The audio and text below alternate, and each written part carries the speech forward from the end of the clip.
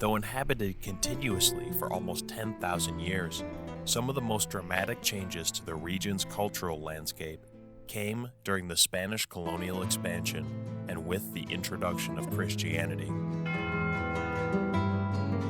Mission San Xavier, 10 miles south of Tucson, was built in the late 1600s by Spanish missionaries.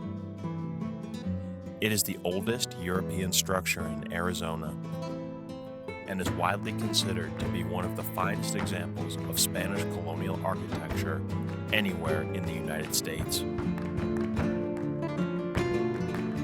Its brilliant white stucco and fusion of Spanish and Native American artistic motifs draw thousands of pilgrims annually.